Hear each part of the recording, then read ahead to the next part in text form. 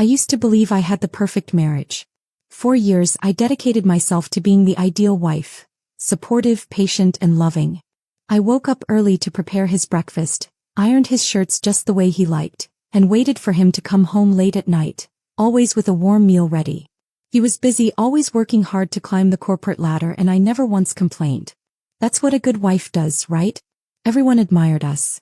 Our friends would often say, "You're so lucky to have him," and I believed it. I truly thought we were a team, working towards a future filled with love and security. But looking back, I realize I was the only one fighting for that dream. The first sign of trouble came subtly, almost as if the universe was trying to warn me. He started coming home later than usual, his phone always clutched in his hand. He'd turn the screen away whenever I walked into the room, and his laughter, once so warm, now felt distant. I told myself I was imagining things, that he was just stressed from work. But then the excuses started. "I have a last-minute meeting. I'm traveling for work this weekend. Don't wait up for me." At first I trusted him. Why wouldn't I? He was my husband, my best friend. But one night everything changed. It was late, and he had left his phone on the nightstand while he showered. It buzzed once, then again, and again. My heart pounded as I glanced at the screen. The messages were from an unsaved number, but the words made my stomach drop. "I miss you already. Last night was amazing. When will you leave her?" I felt like the air had been knocked out of my lungs. My hands trembled as I scrolled up, my worst nightmare unfolding before my eyes. The messages went back for months. Photos, plans, confessions of love. And then I saw her picture. She was young. Too young. A bright, smiling face looking back at me, completely unaware of the destruction she had caused. My husband had always said he loved mature, sophisticated women. But here she was, everything I wasn't. The sound of the shower stopped, and I realized I had seconds before he returned. I locked the phone and placed it exactly where it had been. I sat there, numb, staring at the wall as he walked back into the room, towel around his waist, oblivious to the storm brewing inside me. I had two choices: pretend I hadn't seen anything and continue living a lie, or confront him and risk losing everything. I chose the latter. My hands were ice cold, my breath shaky, but I forced myself to stand. He was drying his hair, completely unaware that his carefully built web of lies had just unraveled. I stared at him, the man I had loved and trusted, and suddenly he felt like a stranger. "Who is she?" My voice came out steadier than I expected. He barely glanced at me. "What are you talking about?" I held his phone up, the screen still glowing with the damning messages. His expression shifted. First surprise, then irritation, and finally something that made my blood boil. He smirked. "You went through my phone?" He scoffed, as if I were the one in the wrong. "Don't turn this around on me," I snapped. "How long has this been going on?" He sighed, rubbing his temples like I was some unbearable nuisance. "Does it even matter?" My chest tightened. "Does it? I am your wife. And maybe that's the problem," he said, his voice low but sharp. "You're always playing the wife. Cooking, cleaning, waiting up for me like some housemaid. Do you even have a life outside of me?" His words hit like a slap. My knees felt weak, but I refused to crumble. "I gave up everything for you. My career, my dreams. I built my life around us."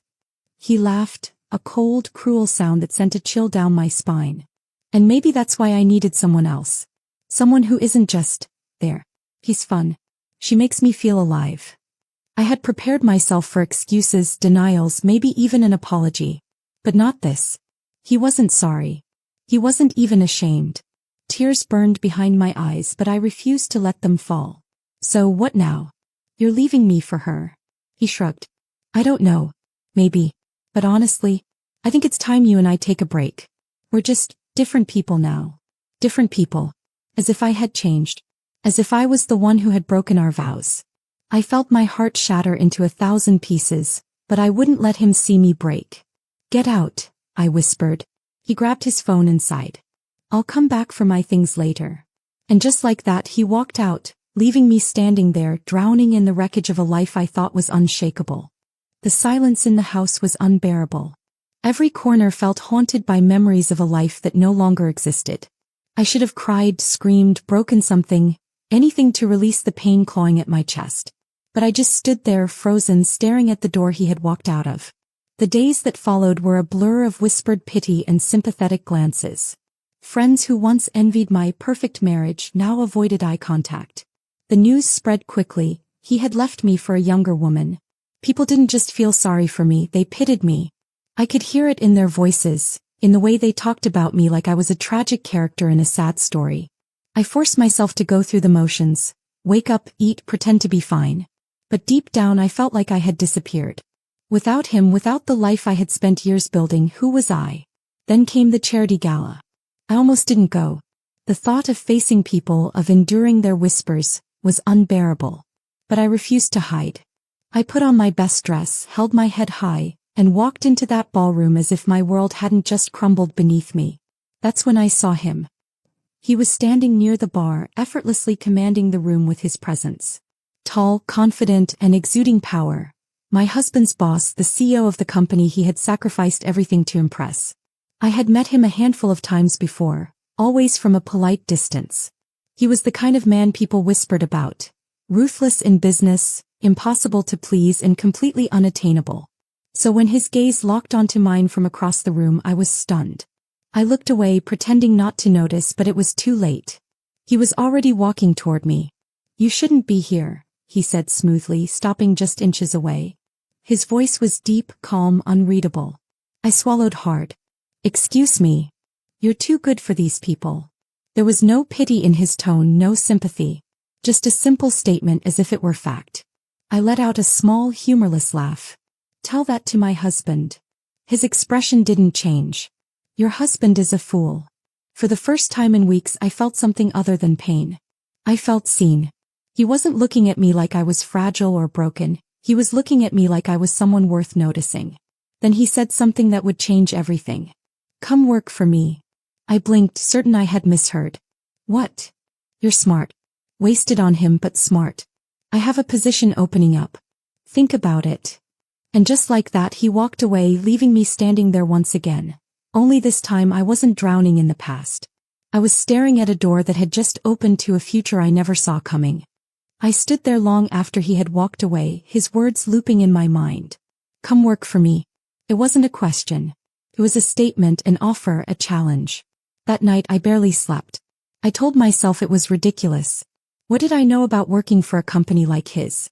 I had spent years supporting my husband's ambitions, not building my own. But another voice, one I had buried beneath years of self-sacrifice, whispered something else. What if this was my chance? What if, instead of mourning what I had lost, I built something entirely new? The next morning I made my decision. I arrived at his office feeling like an imposter. The receptionist eyed me curiously before leading me to his private floor. The doors to his office were massive, intimidating, but I refused to let my nerves show. I had spent too long feeling small. I wouldn't let myself shrink anymore. He was seated at his desk, reviewing documents, but as soon as I stepped in, he put them down and looked straight at me. "You came." I did. I forced my voice to be steady. "But if this is just some act of pity." "It's not." He leaned back in his chair, studying me. "I don't waste my time on pity." There was something unnerving about the way he spoke, so direct, so sure of himself. I had spent years with a man who made me second-guess everything. This was different. "I don't have experience in corporate work," I admitted. "You'll learn." "What exactly do you want me to do?" A ghost of a smirk touched his lips. "Surprise me." And just like that I had a job. A real job. One that didn't revolve around being someone's wife or waiting for someone else's dreams to come true. This was mine. The first few weeks were brutal. I wasn't prepared for the fast-paced, high-pressure environment. I made mistakes, stumbled through meetings, and felt completely out of place. But I refused to quit. Every night I stayed late, studying reports, learning the business, proving to myself that I deserved to be there. And through it all he was watching. Not in the way my husband had, with impatience or disinterest, but with quiet expectation. He never coddled me, never made things easy. But every time I overcame a challenge, there was an almost imperceptible nod of approval. I was changing. Gone was the woman who walked on eggshells, who dimmed her own light to make someone else shine. I stood taller, spoke with confidence, and for the first time in years I felt like I was truly living. And yet there was something else, something unspoken lingering in the air between us. A tension that had nothing to do with work and everything to do with the way he looked at me when he thought I wasn't paying attention. I told myself I was imagining it, that this was just business. But deep down I already knew. This was just the beginning. I kept telling myself that this was just business. That the way he watched me, studied me, was nothing more than a boss observing his employees' progress. But late at night, when the office was nearly empty and the only sound was the quiet rustling of papers, I felt it. That pull. That unspoken tension tightening the air between us. I tried to ignore it. I buried myself in work, determined to prove that I belonged there for my skills, not because I was some pitiful woman abandoned by her husband. But no matter how much I tried, I couldn't ignore the way my pulse quickened whenever he was near. It started with small moments. A lingering glance across the conference table. The way his voice softened just slightly when he spoke to me. The brief, almost accidental touches when he handed me a document, his fingers brushing against mine for just a second too long. One evening, long after most employees had gone home, I found myself in his office, reviewing a proposal. I was standing by the window lost in thought when I heard his chair shift behind me. "You're working too hard." I turned to face him. "I have to. I need to prove I deserve to be here." His eyes met mine, unreadable as always. "You already have." The room suddenly felt smaller, the air heavier. He was too close, his presence too overwhelming. My heart pounded as I struggled to hold his gaze. "You're different now," he said, his voice quieter this time. I swallowed hard. "Different how?" "You're not afraid anymore." His gaze flickered over my face as if seeing something new in me. "I like that." For a moment I forgot how to breathe. The intensity in his eyes, the quiet confidence in his voice. It was unlike anything I had ever experienced. My husband had never looked at me like this. Had never made me feel like this. I should have stepped back. I should have reminded myself that this was dangerous, that I was still healing, that he was my boss. But instead I stayed rooted in place, heart pounding, heat creeping up my neck. Then just as quickly as it came, the moment passed. He glanced at his watch, the mask of professionalism sliding back into place. "Go home. Get some rest." I nodded, grabbing my things and walking out without another word. But even as I left the building, even as I tried to convince myself that nothing had happened, I knew the truth. Something had shifted between us. And no matter how hard I tried to fight it, there was no going back. I told myself I was imagining things. That whatever tension lingered between us was just in my head. He was my boss and I was rebuilding my life. That was all this was supposed to be. But even as I tried to focus on work, the past had a way of creeping back in. It started with whispers, casual conversations in the office that made their way to me. My ex-husband wasn't doing well. At first I ignored it. I didn't care. His life was no longer my concern. But the more I heard, the harder it became to pretend I wasn't curious. The young woman he had left me for wasn't the fantasy he had imagined. She was demanding, impulsive, and careless with money. The lavish gifts, the vacations, the high-end restaurants. It all came with a price. And he was the one paying for it. The first time I saw him after the divorce, it was almost pathetic. He was at a company event, standing on the outskirts of the room, drink in hand, watching everything unfold around him like he no longer belonged. I walked past him, fully intending to ignore him, but he grabbed my wrist. "You look different." His voice was lower, uncertain. I pulled my hand free. "I am different." He let out a breathless laugh, shaking his head. "I heard about your promotion.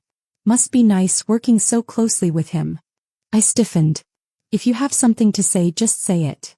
His jaw clenched. "Don't think I don't know what's going on." I stared at him, waiting. "You think he actually cares about you?" He scoffed. "He's just using you to get back at me." I should have laughed. The arrogance, the desperation, it was almost laughable. But instead I met his gaze, calm and steady. "No," I said simply. "He's just showing me the respect you never did." For the first time my ex-husband had nothing to say. I walked away, my heart pounding, not from pain, not from anger, but from something else entirely. It wasn't just that he was falling apart. It was that, for the first time in years, I wasn't the one breaking. I should have walked away from that conversation and forgotten about it. I should have treated my ex-husband like a ghost from a past life. Insignificant, powerless. But something about the way he looked at me that night, the bitterness in his voice, made me uneasy. I told myself I was overthinking. That he was just angry, humiliated, grasping for control over a situation he no longer had a say in. But then the rumors started. It began subtly, whispers in the office, sideways glances when I entered the break room. People who once treated me with professional courtesy now spoke to me with an underlying tension, like they knew something I didn't. I caught snippets of conversations as I passed by, my name paired with his, the CEO. At first I ignored it. Office gossip was nothing new. But then one of my colleagues, someone who had always been friendly, approached me with a hesitant expression.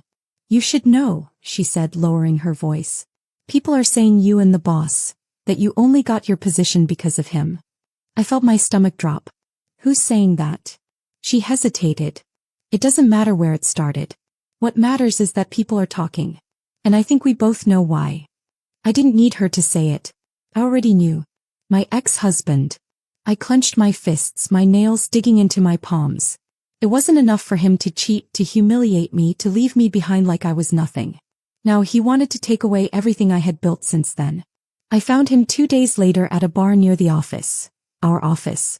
I had no doubt he wanted to be seen, wanted to remind people that he still belonged in the corporate world, even as his reputation crumbled. He barely looked surprised when I slid into the seat across from him.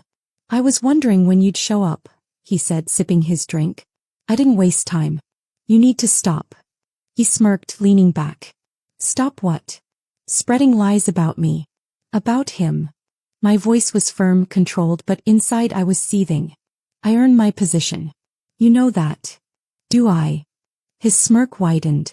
"Come on, sweetheart. A woman suddenly skyrockets in the company and she just happens to be working under the most powerful man there? You can't blame people for connecting the dots." I felt a sickening rage rise in my chest. "You never respected me, did you? Not as a wife, not as a person.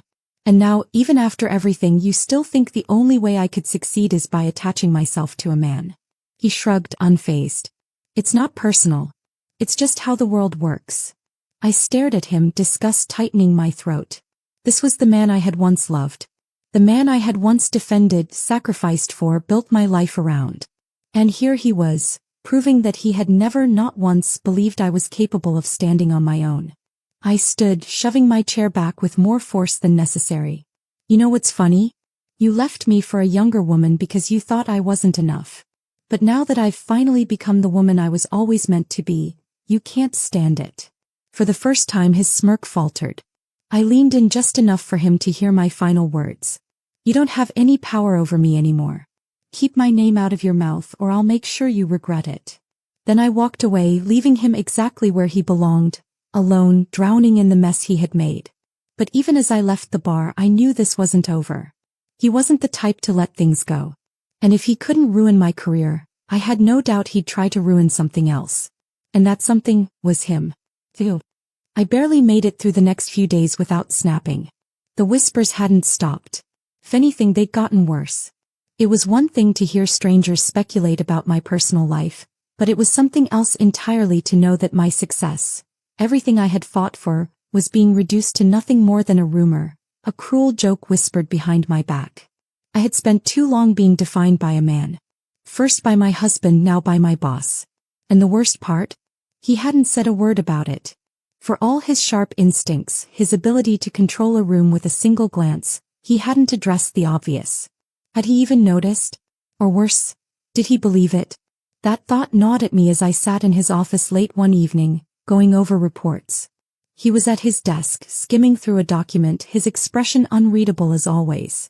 The silence stretched between us, heavier than usual. I slammed my pen down, the sound sharp against the quiet. "Are you going to say anything?" He didn't look up. "About what?" I let out a bitter laugh. "Right. You wouldn't have noticed. You don't hear the whispers when you walk into a room. You don't have to prove yourself every second of the day just to be taken seriously." His eyes lifted to mine, sharp and piercing. "Is that what this is about?" I pushed my chair back and stood. "You know exactly what this is about. My ex-husband is dragging my name through the mud and you've done nothing. I don't need you to fight my battles, but I thought..." I hesitated, forcing down the emotion threatening to surface. "I thought you at least respected me enough to acknowledge it." He studied me for a moment, then set his papers aside. "Come with me." I frowned. "What?" Come with me, he repeated, standing. You want me to acknowledge it? Fine. Let's settle this.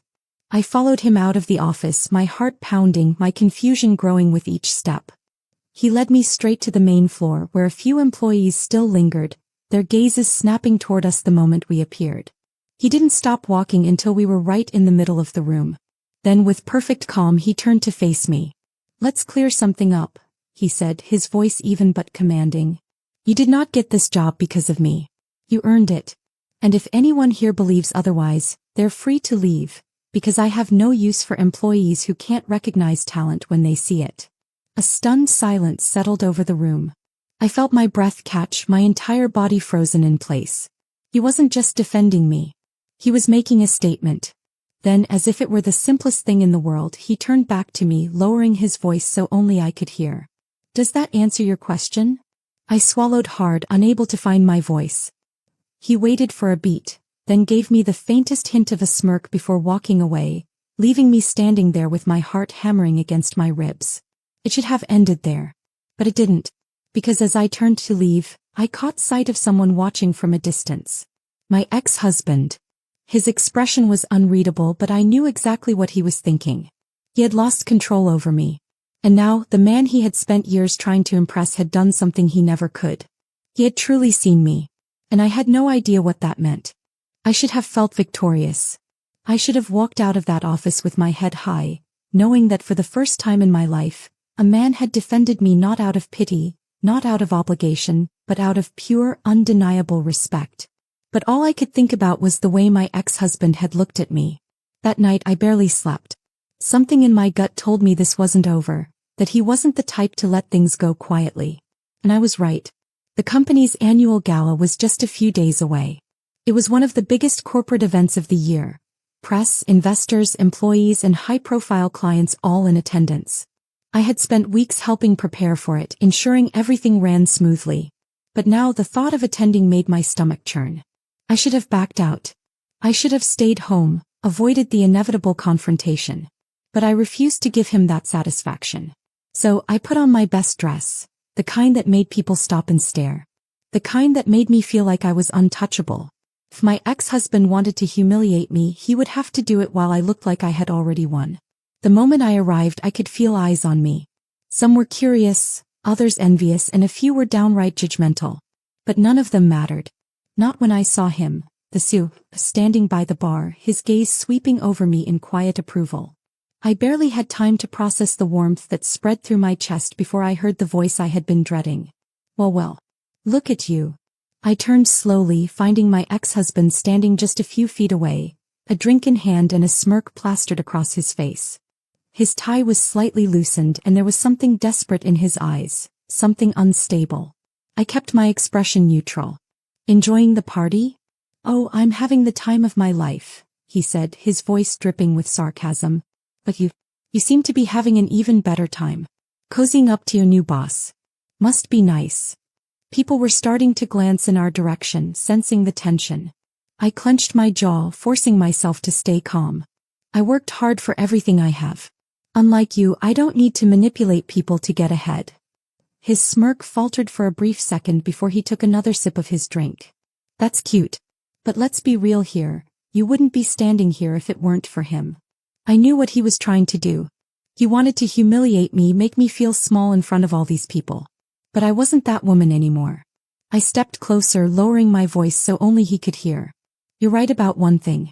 I wouldn't be standing here, because if I had stayed with you, I would have never realized what I was capable of. His jaw tightened, but before he could respond, another voice cut through the tension. I believe this conversation is over. I turned and there he was, the CEO standing beside me, his expression calm but deadly. The authority in his voice sent a hush over the nearby crowd. My ex-husband scoffed, though I could see the flicker of unease in his eyes. Protecting your investment? The CEO didn't blink. No. Just removing a nuisance. For the first time my ex-husband looked truly rattled. He opened his mouth, maybe to argue, maybe to lash out, but the CEO was already a step ahead. You're fired. The words were simple, emotionless, but they hit with the force of a sledgehammer. A ripple of gasps moved through the crowd. My ex-husband's face drained of color. You can't. I can, the CEO interrupted smoothly. And I just did. My ex-husband looked around as if expecting someone to intervene to defend him. But no one did. He had burned too many bridges, played too many games. And now there was no one left to save him. I watched as he swallowed hard, his hands clenched into fists.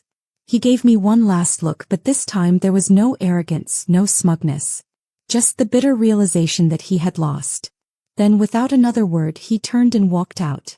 The tension in the air slowly dissipated, conversations resuming around us. But I barely noticed. I turned to the CEO, my heart still pounding. You didn't have to do that. He studied me for a moment, his expression unreadable.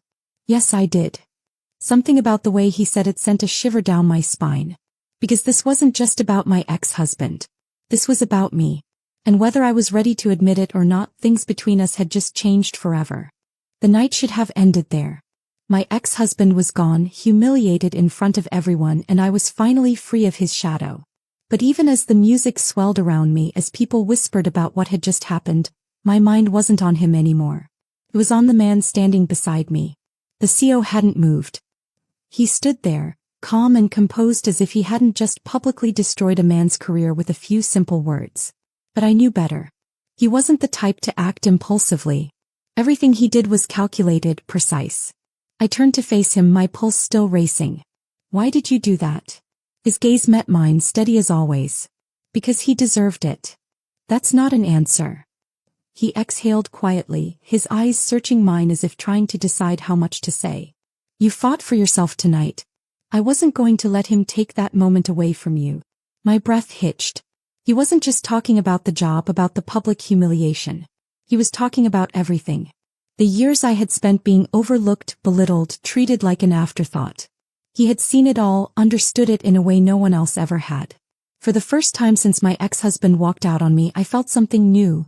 Not anger, not resentment, but something terrifyingly close to gratitude. I looked away, suddenly overwhelmed. I should go. He didn't stop me. He didn't reach for my hand, didn't ask me to stay. He just nodded as if he already knew I needed space. I left the gala feeling more confused than ever. For so long I had been angry.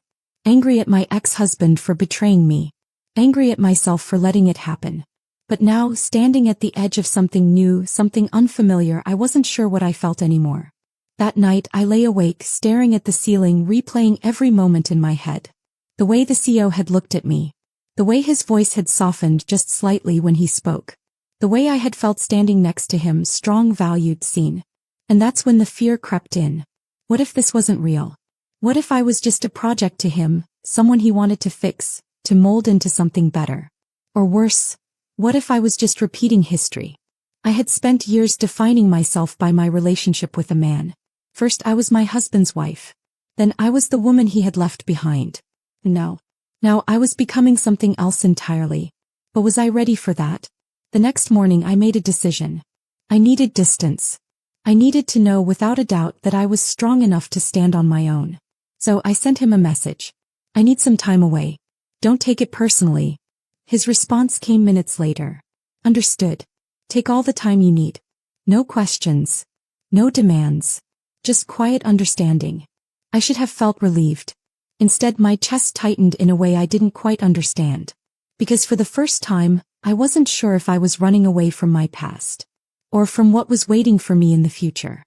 Days turned into weeks and I threw myself into work, keeping my head down and my emotions buried. I needed clarity. Distance. A chance to prove, to myself more than anyone, that I wasn't just stepping from one man's shadow into another's. But no matter how much I tried to focus, my mind betrayed me. Every time my phone buzzed, I half expected it to be him. Every time I walked into the office, I felt the weight of his absence even though he was just down the hall. He respected my space, never pushing, never asking for more than I was ready to give. And that was the problem. My ex-husband had never respected my boundaries, never cared about what I needed. He had taken and taken, always expecting me to shrink myself to fit his world. But this man, the CEO, he was different. He let me come to my own decisions, let me find my own footing. He had power, but he never used it to control me. And that terrified me more than anything. One evening, after another long day, I found myself outside his office, hesitating. The door was slightly open, a warm glow spilling from within. I could hear the faint sound of his voice, low and steady as he spoke on the phone. I should have walked away. But I didn't. I knocked lightly and he looked up, his expression unreadable for just a second before something softer flickered in his eyes. He ended his call, setting his phone down. "I wasn't expecting you," he said, his voice careful, measured. I swallowed, stepping inside. "I wasn't expecting to be here either." For a moment neither of us spoke. The silence between us wasn't uncomfortable, but it was heavy, charged with all the things we hadn't said. Finally I took a deep breath. I needed time to figure things out. To make sure that if I hesitated, my heart pounding. If I choose this, it's for the right reasons. His gaze didn't waver. "And have you?" I nodded, my fingers curling at my sides. "I don't want to be saved. I don't want to be someone's project or a story you can fix." His jaw tightened slightly, as if the thought of me believing that even for a second unsettled him. "I never wanted to save you," he said, his voice quieter now. "I just wanted you to see yourself the way I do." Something inside me broke open at his words. For so long I had seen myself as a woman left behind, a woman who had to fight to reclaim her worth. But standing here in front of him, I realized I had never lost it to begin with. I took a step closer. "Then tell me, what do you see?" His eyes searched mine for what felt like an eternity. And then, with the same certainty he had always carried, he reached into his desk and pulled out a small velvet box. I froze. My heart slammed against my ribs as he stood, stepping toward me with the kind of confidence that made my breath hitch. "I see a woman who rebuilt herself from the ground up," he said. "A woman who was never weak, only waiting for the right moment to become unstoppable." He opened the box, revealing a ring. But it wasn't just any ring. It wasn't flashy or oversized. It was simple, elegant. Something meant for someone who didn't need extravagance to be extraordinary. I stared at it, my mind racing. This isn't about saving you," he said, cutting me off. "This isn't about proving anything to anyone. This is about choice. Your choice." Tears burned behind my eyes, and for once I didn't try to stop them. Because this wasn't like before. This wasn't a man telling me who I should be or what I should do. This was a man standing beside me, not in front of me. I took a shaky breath, looking up at him. "And if I say yes?" His lips curved into the faintest hint of a smile. "Then we build something together." My fingers trembled as I reached for the ring, for the future I never saw coming. For the first time in my life, I wasn't stepping into someone else's story. I was writing my own. I never imagined my life would turn out this way. A year ago, I was a woman defined by someone else's choices, living in the shadow of a man who never truly saw me. Now I stood beside someone who had never once tried to change me, only challenged me to see my own worth. The wedding wasn't extravagant because I didn't need extravagance. I didn't need to prove anything to anyone. It was an intimate ceremony, surrounded by people who had watched me rise from the ashes of my past. My best friend held my hand as I got ready, smiling at me in the mirror. "You did it," she whispered. "You got the last laugh." I smiled back, but the truth was I wasn't thinking about revenge. I wasn't thinking about my ex-husband, or the humiliation he had put me through. Because this wasn't about him. It never had been. But fate, as always, had a cruel sense of humor. 2 weeks after the wedding I saw him. It wasn't planned. I was at a cafe sipping my coffee, reading through some documents when I felt someone staring. I looked up and there he was. My ex-husband. He looked different. The arrogance was gone, replaced by something tired, something bitter. His clothes weren't as crisp, his posture not as confident. And for the first time I saw him for what he truly was. Not the man who had broken me. Not the man who had defined me for so long. Just a man. Ordinary. Replaceable. He hesitated before walking over, as if he wasn't sure he had the right anymore. "You look good," he said, his voice lower, almost hesitant. I took a slow sip of my coffee. "I know." He let out a humorless laugh. Still as sharp as ever. I glanced at my watch, already growing bored of the conversation. "Was there something you wanted?" He shifted, rubbing the back of his neck. I heard about the wedding." I raised an eyebrow, waiting. He exhaled. "I didn't think it would happen so fast." I tilted my head, studying him. Did you think I'd sit around waiting for you to regret your choices? His jaw tightened. That's not what I meant. I leaned back in my chair completely at ease. Then what do you mean? He looked at me, then really looked at me, and for the first time I saw something that hadn't been there before. Regret. Maybe he had expected me to crumble without him. Maybe he had thought I would always be the woman who waited at home, cooking his meals, sacrificing her own dreams for his. But that woman was gone. And in her place stood someone he could never have again. He cleared his throat, shifting uncomfortably. I was stupid. I didn't respond. He swallowed hard. I messed up. So I said nothing. Finally he let out a breath, shaking his head. I should have chosen you. A part of me, an old, distant part, might have once wanted to hear those words. Might have needed the validation. But now they meant nothing. I set my coffee down, standing up. You did choose, remember? I gave him one last look, my lips curving into the smallest, knowing smile. And so did I.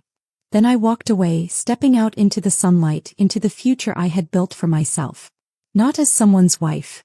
Not as someone's mistake. But as a woman who had finally, truly chosen herself. The best revenge? It's not anger. It's not making them suffer. It's showing them that their absence didn't break you. It made you unstoppable.